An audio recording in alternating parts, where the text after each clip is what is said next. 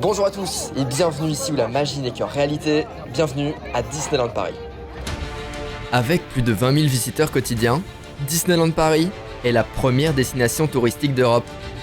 Ce géant américain, qui s'est implanté en France il y a 30 ans maintenant, et maintenant, je déclare Euro Disneyland officiellement ouvert. a démarré il y a quelques jours sa saison d'Halloween. On est enfermé dans ce studio, personne n'a le droit de rentrer parce que justement on a envie de garder la surprise.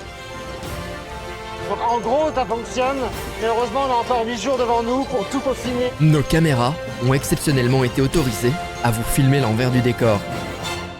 Bon, ça c'est ce que j'avais imaginé, mais Mickey n'a pas voulu. Donc voici quelques secrets à Disneyland Paris.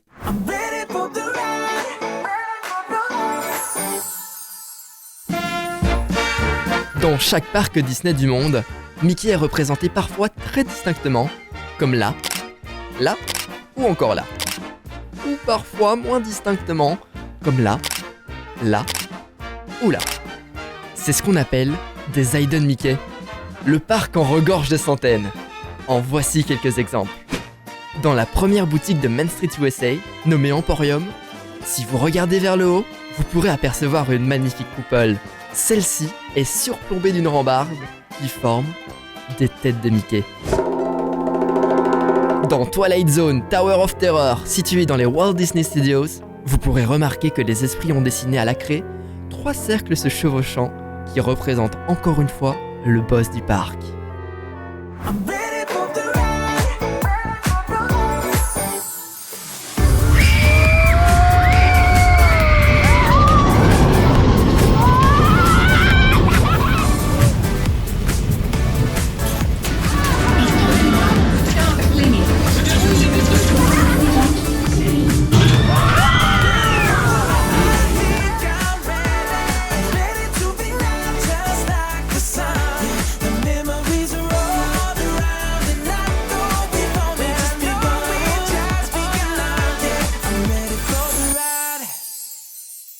En plus des Hidden Mickey, le parc contient pas mal de secrets.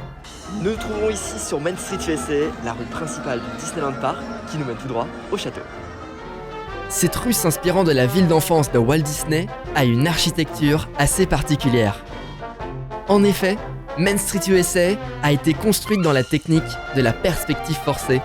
On vous fait croire que les bâtiments possèdent 2 ou 3 étages, mais si vous faites attention, vous remarquerez que les fenêtres sont anormalement rapprochées et deviennent de plus en plus petites pour donner un effet de grandeur au bâtiment.